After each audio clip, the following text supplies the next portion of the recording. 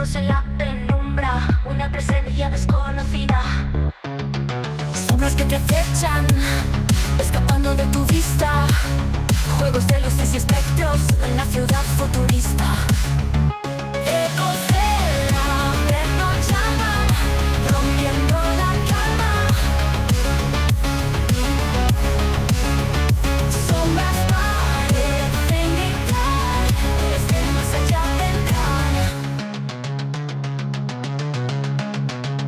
Una voz femenina avisa de los secretos ocultos, historias que nunca cesan, misterios que vuelven enjutos. Luces de neón parpadean, líneas invisibles se trazan, se escuchan pasos y risas, se va en la amenaza. Ecos del averno llaman, rompiendo la calma. Sombras parecen gritar, desde más allá vendrán.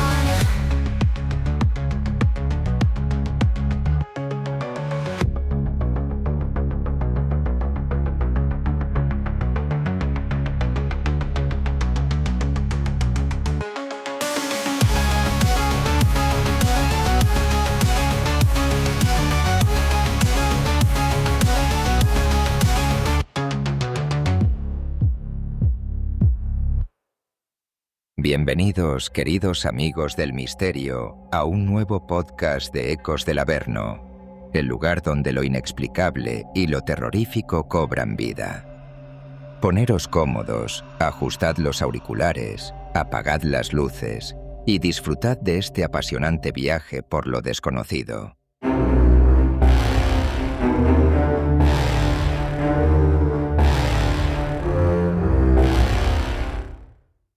Bienvenidos, valientes y exploradores de lo prohibido, a una entrega más del podcast Ecos del Averno. Soy Daniel y esta noche no nos vamos a conformar con solo un vistazo al abismo. Nos vamos a sumergir en un tríptico de misterios. 3 historias que os arrastrarán a rincones muy distintos del horror y lo inexplicable. Un viaje que nos llevará desde las cumbres congeladas, por un enigma mortal, pasando por las cuevas que susurraron pactos diabólicos bajo la luna navarra, hasta la mente retorcida de un hombre que convirtió la crónica de sucesos en su propio lienzo de sangre. Preparaos porque hoy desplegaremos un mapa de terrores variados. Vamos a sentir ese frío de lo desconocido en el infame paso Dyatlov. Luego escucharemos los lamentos de las brujas en las cavernas de Zugarramurdi. Y finalmente desvelaremos la siniestra duplicidad de un periodista asesino en Macedonia. 3 historias, 3 abismos. ¿Estáis preparados para esta inmersión múltiple en los ecos del Averno? Tomad aire porque empezamos nuestro descenso. Arrancamos el programa de hoy.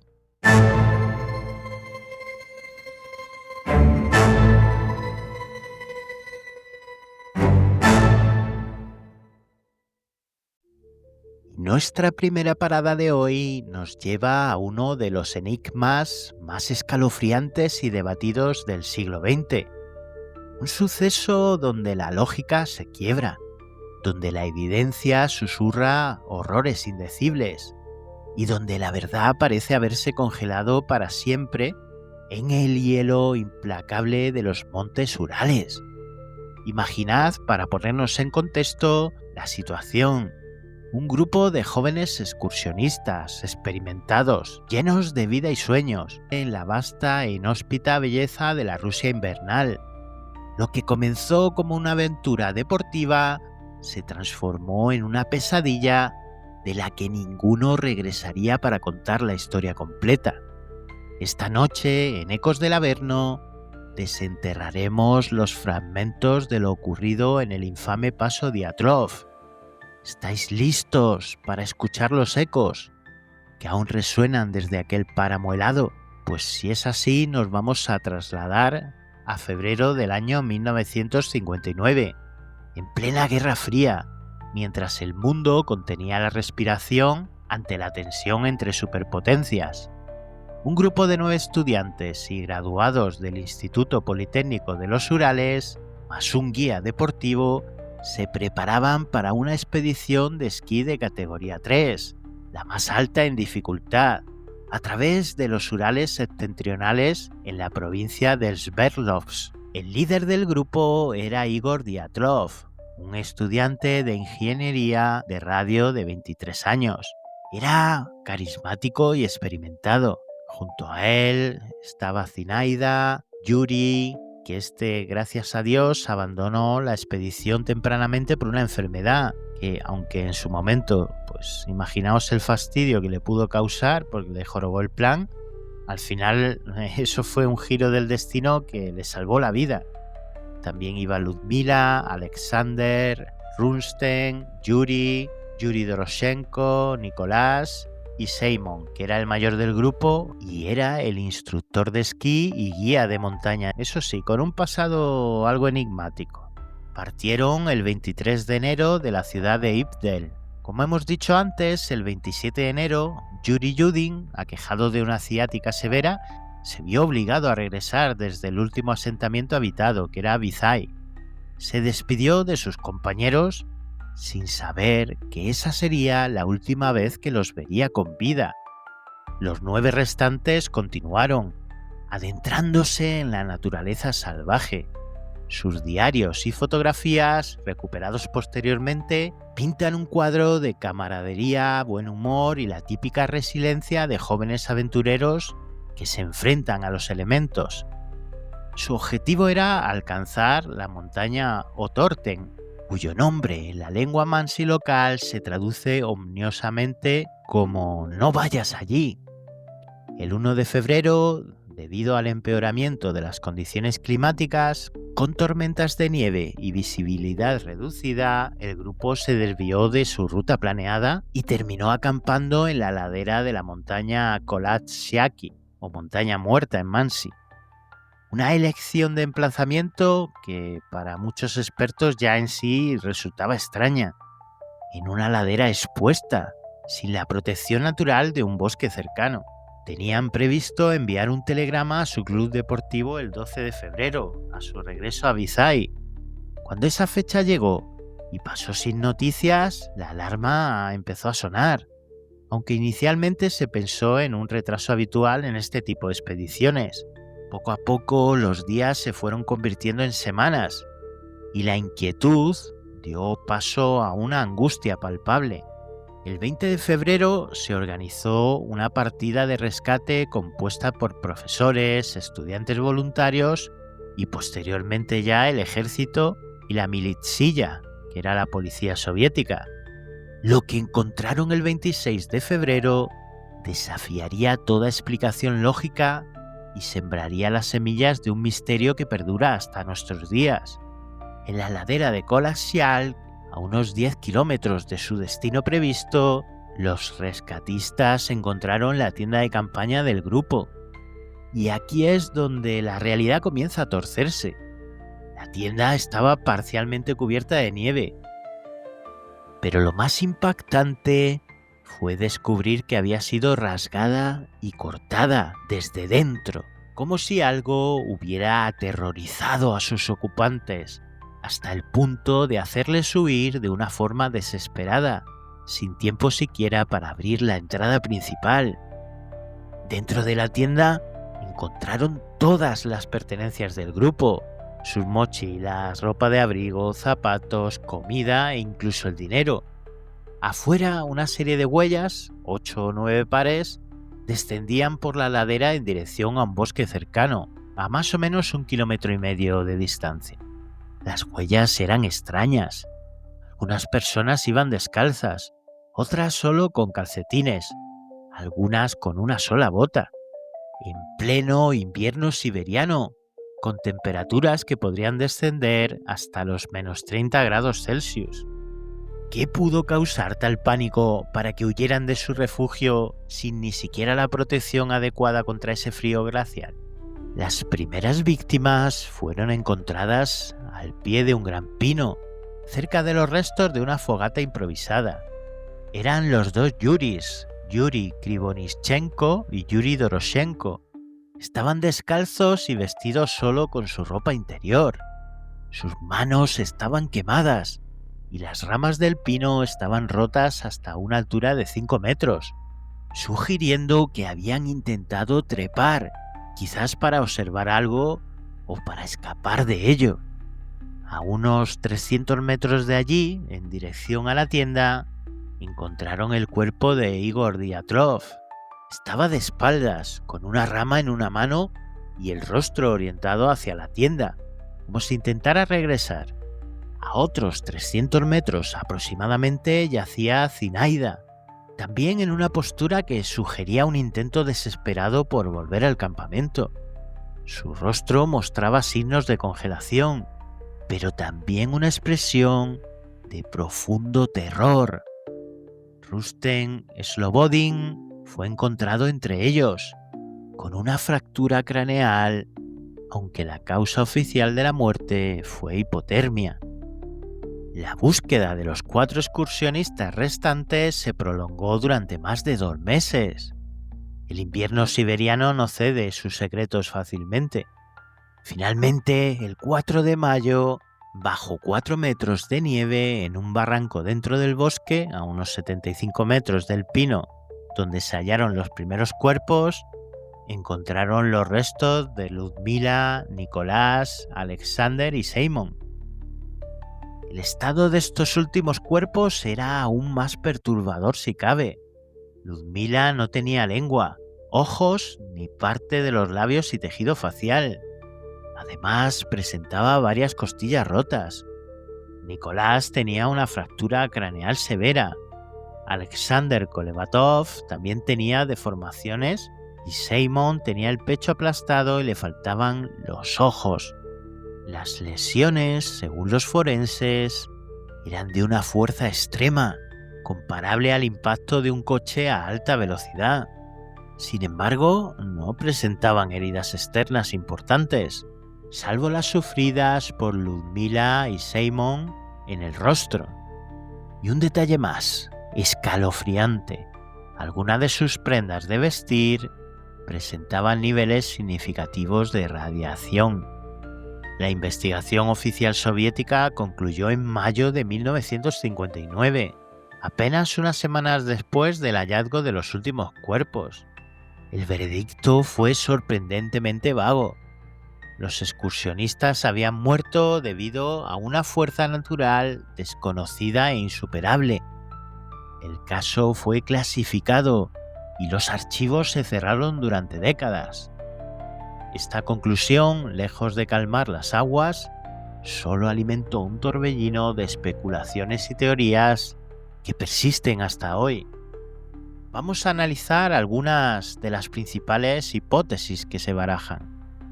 La primera y la más mundana es una avalancha. Se ha sugerido que una pequeña avalancha pudo cubrir la tienda, obligando a los excursionistas a salir apresuradamente. Esto explicaría el corte desde dentro y la huida. Sin embargo, los investigadores en el lugar no encontraron signos evidentes de una avalancha reciente. Además, las huellas no parecían las de personas huyendo de una masa de nieve. Y lo más importante, una avalancha no explica las graves heridas internas de algunos miembros, ni la ausencia de la lengua de Ludmila, ni la radiación. Otra teoría apunta a un ataque de la tribu Mansi local, pero los Mansi eran conocidos por ser pacíficos, y no había signos de lucha cuerpo a cuerpo violenta ni se robaron objetos de valor. Además, las heridas no eran consistentes con un ataque humano con armas convencionales. Esta teoría fue descartada rápidamente por los investigadores originales. También se ha hablado de infrasonidos.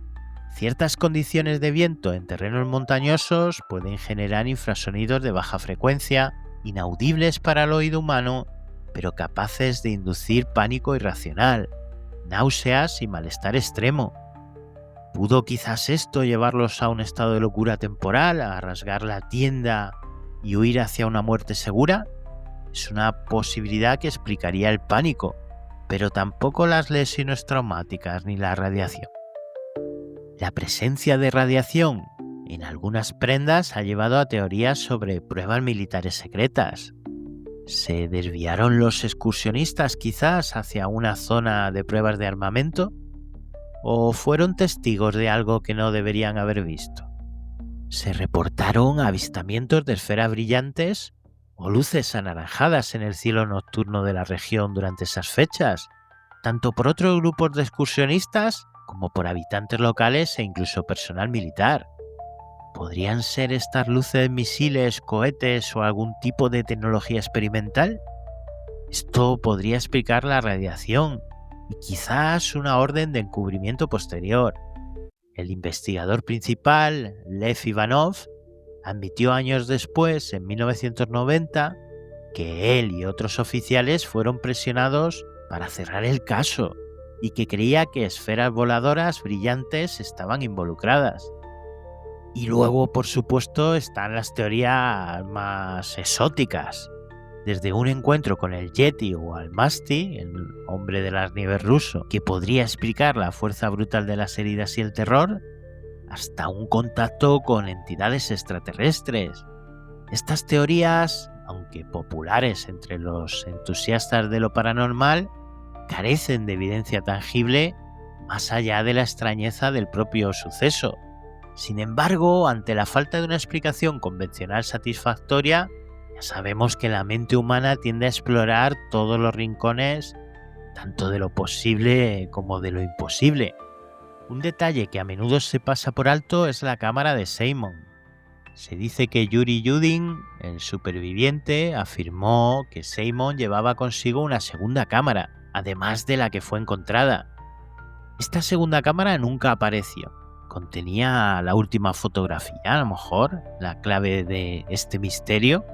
En 2019, la Fiscalía General de Rusia reabrió el caso. Tras un nuevo análisis, concluyeron oficialmente que una avalancha, seguida de la hipotermia, fue la causa más probable.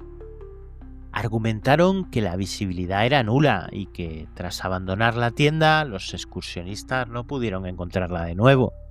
Pero esta conclusión, una vez más, deja muchas preguntas sin respuesta, sobre todo para los escépticos y para los familiares de las víctimas. ¿Por qué las heridas internas tan específicas? ¿Por qué la radiación y la lengua ausente? El misterio del paso Dyatlov es más que una simple historia de excursionistas perdidos. Es un testamento a la fragilidad humana frente a fuerzas que no comprendemos, ya sean naturales, humanas o quizás algo completamente distinto. Nos recuerda que hay lugares en el mundo donde las reglas de la lógica y la seguridad se desvanecen, donde el Averno puede abrir una grieta y reclamar a los incautos. Los cuerpos de los 9 excursionistas descansan hoy en el cementerio de Mikhailovskoye, en Ekaterimburgo, pero sus espíritus, sus historias y las preguntas que rodean sus últimos momentos siguen vagando por la montaña muerta. ¿Qué vieron realmente en aquella ladera helada? ¿Qué les impulsó a esa huida tan desesperada hacia la oscuridad y el frío letal? Quizás nunca sepamos la verdad completa. Quizás la montaña muerta guarde su secreto para siempre, pero el eco de sus pisadas en la nieve, el rasgar de su tienda, el terror en sus ojos, resuena a través de las décadas. Un escalofriante recordatorio de que no todos los misterios están destinados a ser resueltos. Son en sí mismos un eco del Averno. ¿Qué os parece a vosotros? ¿Qué teoría es la que os parece más convincente? ¿Vosotros creéis que tiene una explicación natural o os inclináis hacia algo más siniestro? Algo que quizás acecha en las sombras de lo desconocido. Podéis dejar vuestros comentarios y pensamientos tanto en los comentarios de iVoox como en nuestras redes sociales y dar vuestra opinión sobre este terrible misterio.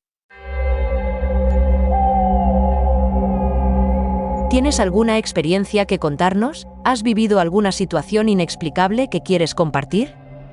Envíanos un correo a testimonios@ecosdelaverno.com. podría ser el protagonista de nuestro próximo programa.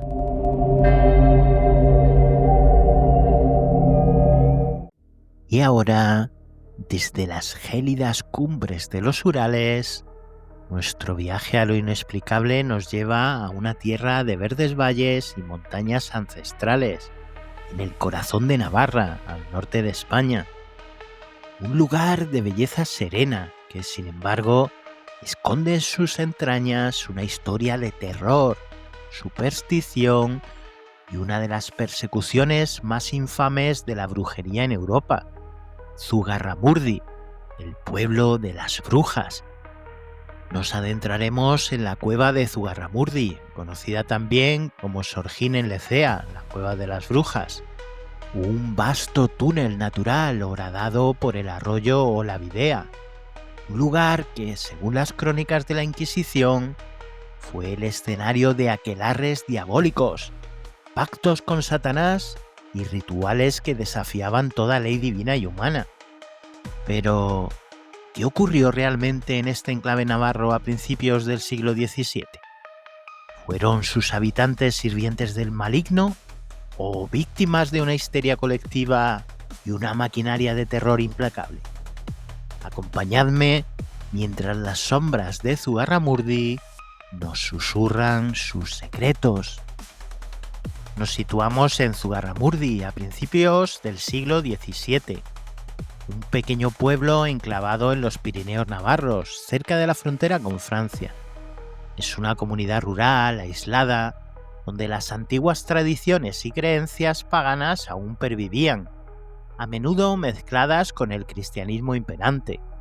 Europa entera estaba sumida en una fiebre de caza de brujas. El miedo al diablo, a la magia negra y a la herejía era palpable, y la Santa Inquisición española, aunque comparativamente menos cruenta en la quema de brujas que otros tribunales europeos, estaba siempre vigilante. El término aquelarre, que hoy asociamos directamente con las reuniones de brujas, tiene su origen aquí, en Zugarramurdi. Proviene del euskera aker, que significa macho cabrío, y larre, que significa prado. El prado del macho cabrío. Se refería a un campo cercano a la cueva principal, donde, según la leyenda y las confesiones posteriores, el diablo, bajo la forma de un gran macho cabrío, presidía las ceremonias. La vida en Zugarramurdi y los valles circundantes como Baztán y Urdax era dura. Las comunidades dependían de la naturaleza y con ello de sus misterios. Las curanderas, parteras y conocedoras de hierbas medicinales jugaban un papel crucial, pero en tiempos de crisis, como malas cosechas, enfermedades o muertes inexplicables, la línea entre la sanadora y la hechicera podía volverse peligrosamente delgada a los ojos de una sociedad atemorizada y supersticiosa. La chispa que encendió la hoguera de la persecución en Zugarramurdi se prendió paradójicamente con el arrepentimiento. En 1608 o 1609, una joven llamada María de Simildegui, que había vivido un tiempo en el sur de Francia, una región con una intensa actividad de caza de brujas, regresó a Zugarramurdi. Atormentada, según dijo, por su participación en aquelarres, comenzó a confesar y a señalar a otros habitantes del pueblo como brujos y brujas. Las acusaciones se extendieron como una plaga. El pánico se apoderó de la comunidad. Las denuncias se multiplicaron, a menudo alimentadas por rencillas personales, envidias o el simple miedo. Personas como Graciana de Barrenechea, conocida como la reina del aquelarre, su esposo Miguel de Goiburu y muchos otros fueron señalados. Las confesiones, a menudo obtenidas bajo una inmensa presión psicológica y en muchos casos tortura física o la amenaza de ella, pintaban un cuadro aterrador de los supuestos aquelarres. Los relatos describían reuniones nocturnas en la cueva de Zugarramurdi o en el prado del aquelarre. Allí, según decían, renegaban de Dios, Adoraban al diablo en forma de macho cabrío u hombre oscuro. Lo besaban en señal de sumisión. Describían vuelos nocturnos sobre escobas o animales, danzas frenéticas alrededor de hogueras, festines con carne humana, especialmente de niños no bautizados, orgías sexuales y la profanación de objetos sagrados. Se hablaba de la fabricación de ungüentos para volar y pócimas para causar el mal, las llamadas orginquerías. La cueva, con su imponente boca principal y sus galerías más profundas, se convirtió en el escenario imaginado de estos horrores. Un espacio natural que en la mente de la época se transformó en una catedral del diablo, un portal al infierno. La propia geografía del lugar, con sus formaciones rocosas y su acústica particular, debió alimentar estas fantasías macabras. Las denuncias llegaron a oídos del Tribunal de la Inquisición de Logroño. En 1609, los inquisidores Juan del Valle Alvarado y Alonso de Becerra y Holguín, junto con Alonso de Salazar y Frías, iniciaron una investigación exhaustiva. Interrogaron a cientos de personas de Zugarramurdi, Urdax y otras aldeas del Baztán. El proceso fue largo y meticuloso, siguiendo los procedimientos inquisitoriales. El clímax de esta tragedia llegó entre el 7 y 8 de noviembre de 1610, con el famoso auto de fe de Logroño. De los casi 40 acusados finales de Zugarramurdi y alrededores, las sentencias fueron diversas. Muchos de ellos fueron reconciliados con la Iglesia, lo que implicaba la confiscación de sus bienes y en algunos casos penas de cárcel o destierro. Pero para aquellos considerados negativos, los que no confesaban pese a las pruebas en su contra, o relapsos, los que reincidían tras una supuesta confesión y arrepentimiento, el destino era la hoguera. 11 personas fueron condenadas a morir en la hoguera. 6 de ellas fueron quemadas vivas porque se negaron a admitir su culpabilidad hasta el final. Entre ellas, María de Arburu y Domingo de Subildegui. Otras 5 que habían muerto en prisión a causa de las torturas o las terribles condiciones fueron quemadas en efigie. Sus huesos, desenterrados también, fueron arrojados a las llamas. Un espectáculo público diseñado para infundir terror y reafirmar el poder de la Iglesia. Es crucial mencionar la figura del inquisidor Alonso de Salazar y Frías. Aunque inicialmente participó en las condenas, una investigación posterior que realizó por su cuenta entre 1611 y 1614, recorriendo las aldeas y hablando con los acusados y la presión del tribunal, le llevó a una conclusión radicalmente escéptica. En su famoso informe de 1613 al Consejo de la Suprema Inquisición, afirmó lo siguiente: no hubo brujos ni embrujados en el lugar hasta que se comenzó a tratar y escribir de ellos. Salazar y Frías argumentó que las confesiones eran producto del miedo, la tortura, la sugestión y muchas veces la misma ignorancia. Su meticuloso trabajo, aunque ya no pudo salvar a los que habían sido ejecutados, fue fundamental para que la Inquisición española adoptara una postura mucho más cauta y crítica frente a las acusaciones de brujería, salvando incontables vidas en las décadas siguientes. Se le conoce con razón como el abogado de las brujas. Zugarramurdi quedó marcada para siempre. El estigma de pueblo de brujas persistió durante siglos. La cueva, testigo mudo de la tragedia, se convirtió en un lugar de leyenda, un imán para la curiosidad y el morbo. Pero el tiempo, como el arroyo que atraviesa la cueva, también erosiona y transforma. Hoy, la cueva de Zugarramurdi es un importante atractivo turístico. El Museo de las Brujas, inaugurado en 2007, busca ofrecer una visión más rigurosa y humana de los hechos, honrando la memoria de las víctimas y explicando el contexto histórico y social de la caza de brujas. Ya no se habla solo de demonios y aquelarres, sino también de histeria colectiva, de la persecución de la disidencia, de la lucha por el poder, del choque entre la cultura popular y la oficial y de la misoginia inherente en muchas acusaciones. La figura de la bruja se ha resignificado. De ser un monstruo a temer ha pasado a ser un símbolo de identidad local, de la resistencia cultural e incluso para algunos un icono feminista que representa a la mujer sabia, conectada con la naturaleza, perseguida por un sistema. Cada solsticio de verano, la cueva acoge celebraciones que, lejos de invocar al diablo, festejan la vida, la naturaleza y la cultura vasca en una suerte de aquelarre moderno y luminoso. La historia de Zugarramurdi es un eco potente y doloroso del Averno que los mismos seres humanos podemos crear en la Tierra. Nos recuerda la facilidad con la que el miedo y la ignorancia pueden convertir a vecinos en monstruos, cómo la búsqueda de chivos expiatorios puede llevar a atrocidades inimaginables. Las llamas de Logroño se extinguieron hace mucho tiempo, pero las preguntas que suscitan siguen ardiendo. Si alguna vez visitáis la cueva de Zugarramurdi, deteneos un momento en la oscuridad. Escuchad el goteo del agua, el silbido del viento.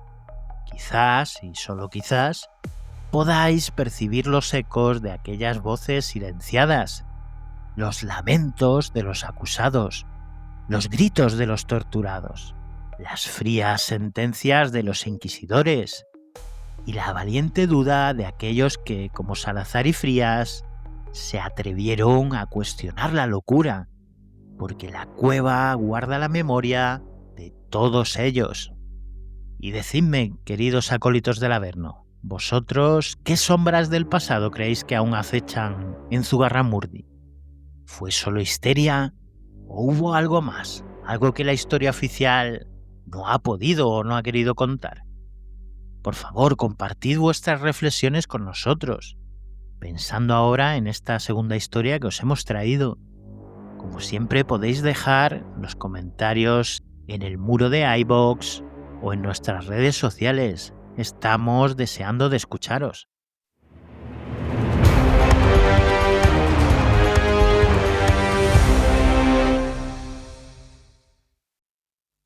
Y de las cuevas navarras, preñadas de historia y leyenda, nos trasladamos a un horror mucho más contemporáneo, pero no menos aterrador.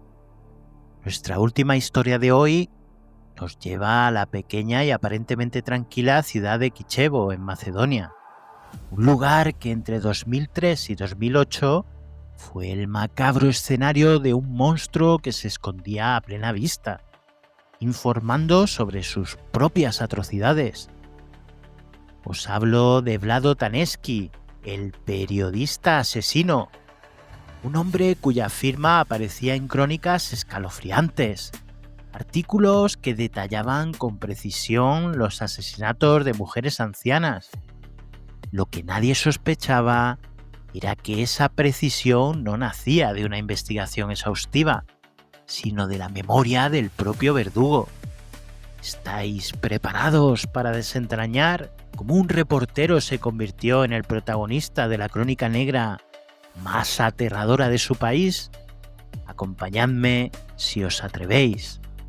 Kičevo, Macedonia del Norte, una ciudad como tantas otras, donde la vida transcurría con la calma previsible de las pequeñas urbes, hasta que la tranquilidad se hizo añicos.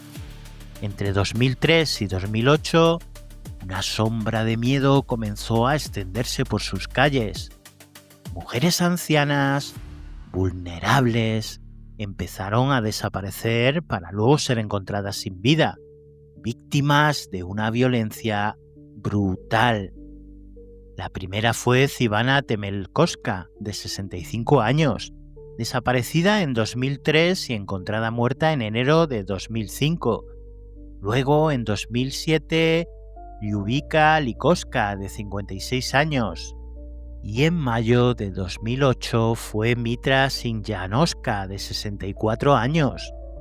Todas ellas compartían un perfil trágicamente similar. Eran mujeres mayores, trabajadoras de la limpieza y muy modestas. Y todas sufrieron un final espantoso. Fueron agredidas sexualmente, torturadas y estranguladas, a menudo con cables de teléfono. Sus cuerpos fueron abandonados en distintos puntos de la región. Imaginaos el terror en una comunidad pequeña, donde todos se conocen. La policía local se veía desbordada. Los detalles de los crímenes eran escabrosos, y algunos particularmente íntimos y crueles se mantenían en secreto para no entorpecer la investigación. Un asesino en serie andaba suelto, un depredador que elegía a sus víctimas con una frialdad calculadora, sumiendo a Kichevo en una atmósfera de pánico y desconfianza. Y en medio de este caos y este miedo, había un hombre que informaba sobre ello con una dedicación casi obsesiva: Vlado Taneski. Periodista desde hacía más de 20 años, Taneski trabajaba para el diario nacional Nova Makedonia y también para Utrinsky Vestnik. Era una figura conocida en Kichevo, el reportero local que cubría los sucesos más importantes.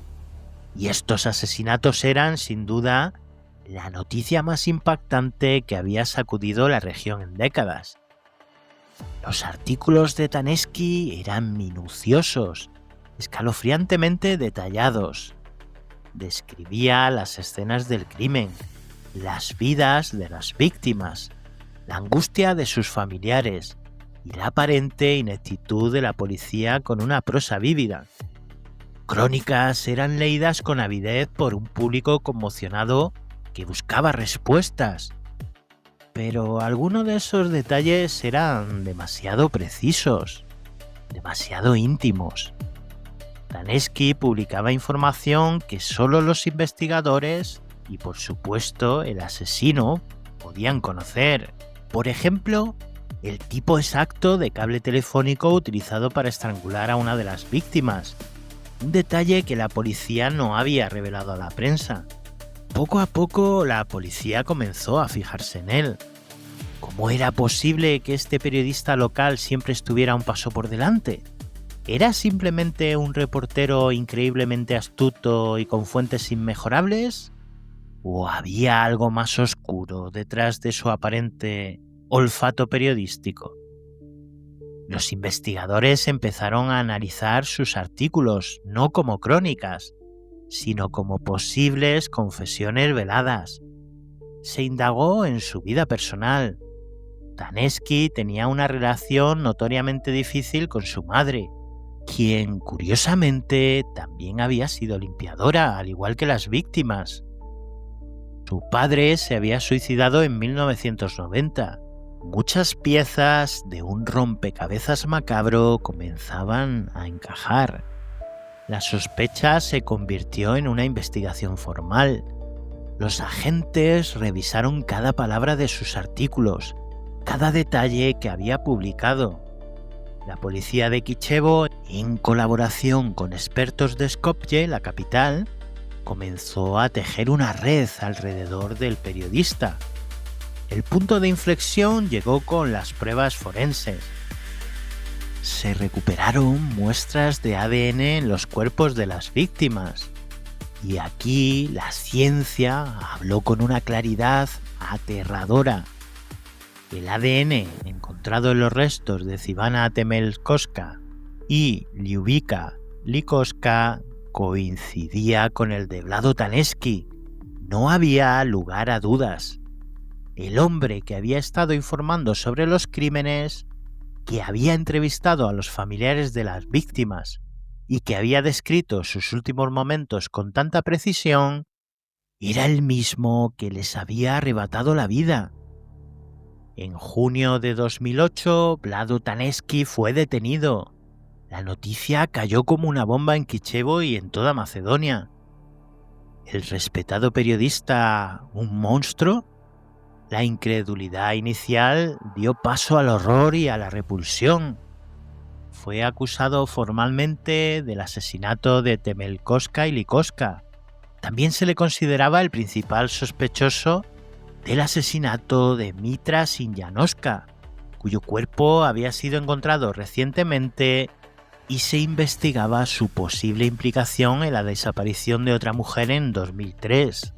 El perfil de sus víctimas, todas mujeres mayores que trabajaban como limpiadoras, reforzaba la teoría de que sus crímenes podrían estar vinculados a la propia conflictiva relación con su madre.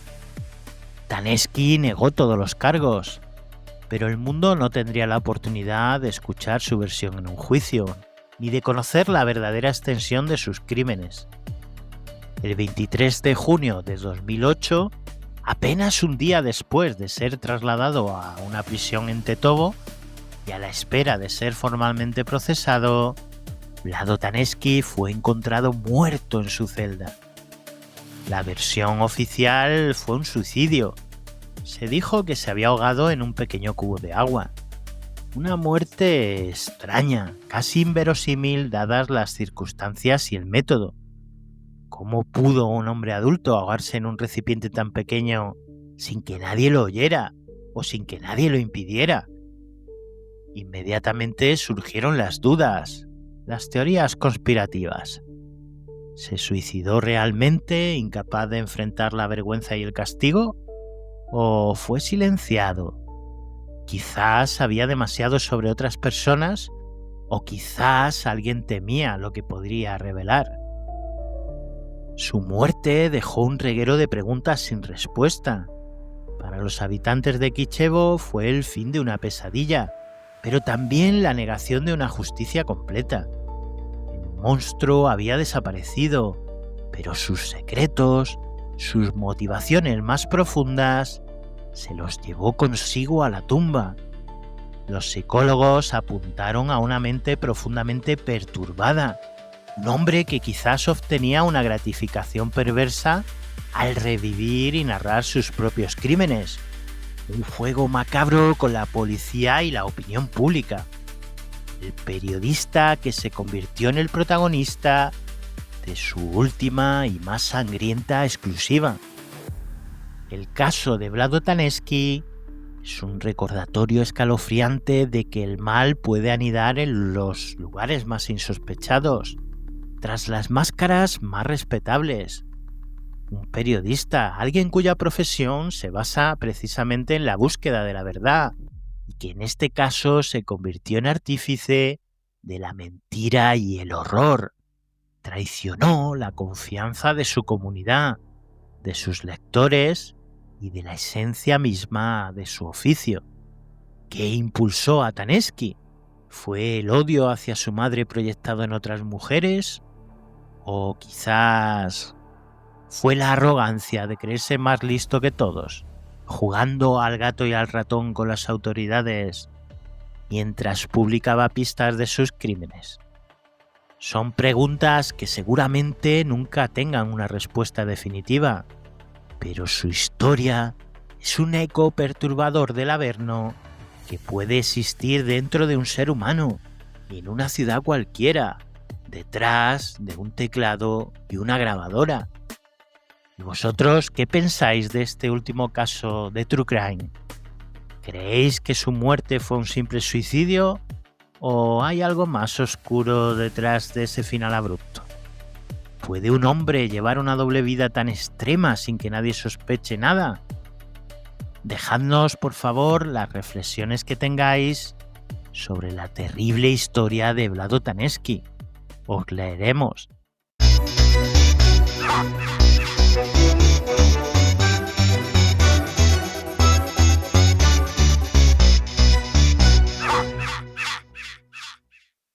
Espero que este triple viaje os haya estremecido y sobre todo que os haya hecho reflexionar.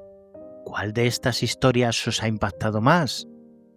Os invito a compartir todas vuestras teorías, comentarios y sentimientos sobre cualquiera de los casos tratados hoy, ya sea en nuestras redes sociales como en la sección de comentarios de este episodio en iVoox. Vuestras voces también forman parte de estos ecos. Pero antes de despedirnos, hasta nuestro próximo encuentro, quiero invitaros a hacer algo simple pero profundamente transformador. Cuando terminéis este capítulo, cuando volváis al murmullo de vuestro día a día, os pido que por un instante os detengáis, que respiréis hondo y que abráis los ojos del alma a la belleza insospechada que os rodea, esa que a menudo pasa desapercibida por la prisa y el ruido. Porque, creedme, está ahí, siempre lo ha estado. Está en el rayo de sol testarudo que se filtra por la persiana al amanecer, pintando estelas doradas en el polvo flotante. Lo habéis visto, ¿verdad? Está en la perfección diminuta de una gota de rocío temblando en el pétalo de una flor olvidada en un balcón, en el patrón intrincado que dibuja la escarcha en una ventana durante una mañana fría. ¡Escuchadla! La belleza está en la risa espontánea de un niño que juega en el parque. Una risa que es pura melodía, ¿o no es verdad? Está en la conversación animada y cómplice de dos ancianos en un banco, compartiendo el tesoro de una vida, en el ronroneo agradecido de vuestra mascota cuando acariciáis su lomo, incluso en el silencio confortable que se comparte con alguien a quien queréis, un silencio que dice más que 1000 palabras.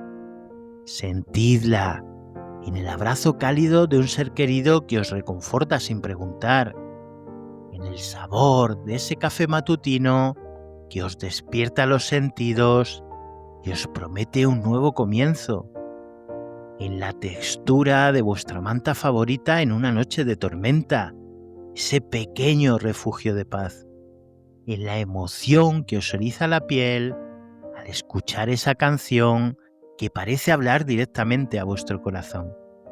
Y es vital, amigos, que aprendamos a ver y sentir esas cosas, porque la vida es un suspiro, es un instante fugaz en la eternidad del tiempo.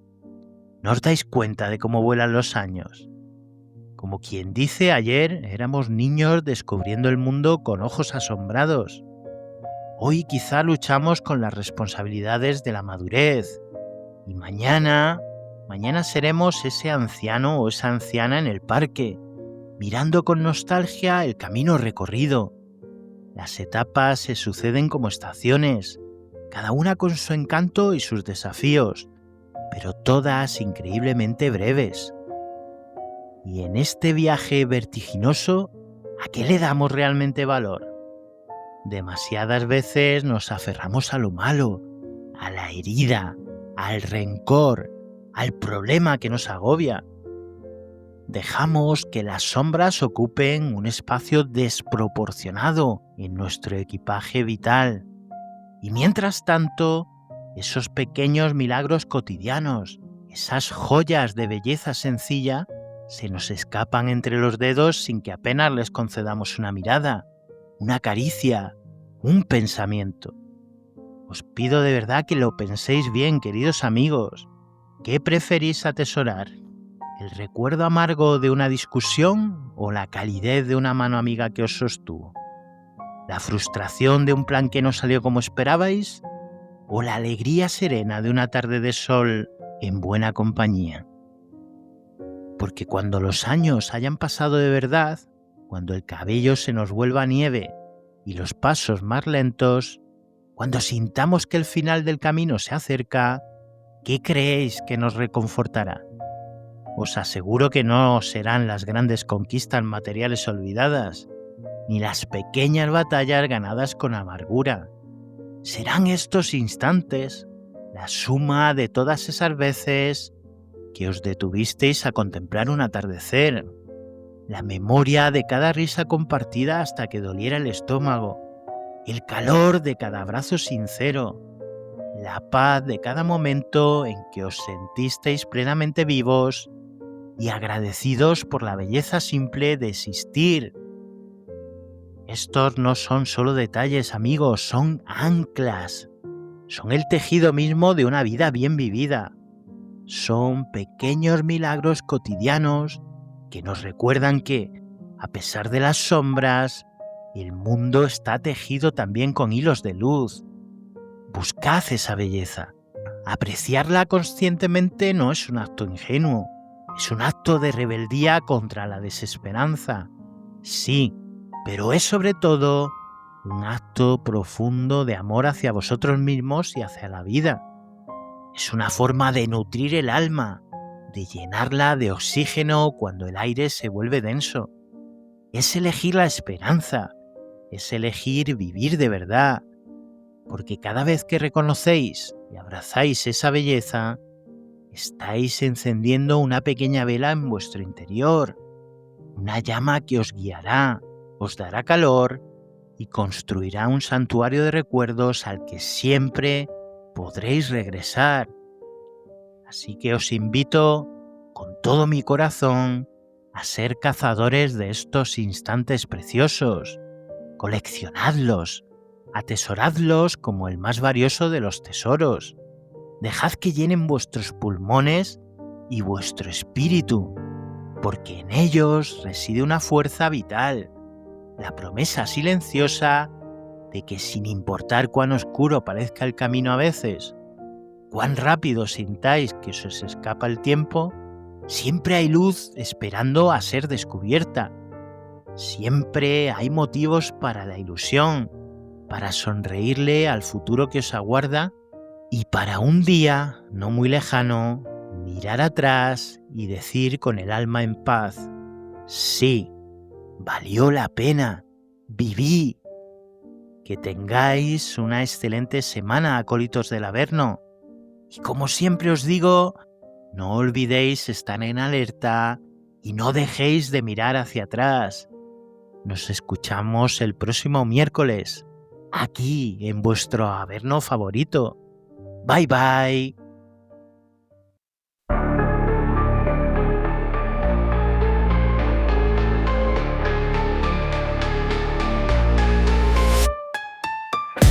En la noche fría y oscura, donde el miedo cobra vida, susurros en la penumbra, la presencia es conocida.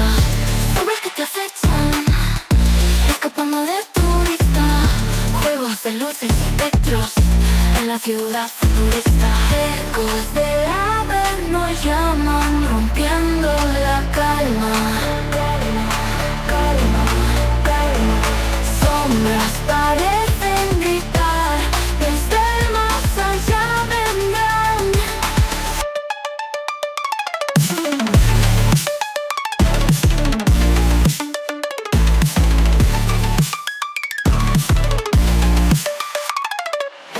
Una voz femenina avisa de los secretos ocultos, historias que nunca cesan, misterios que vuelven ocultos.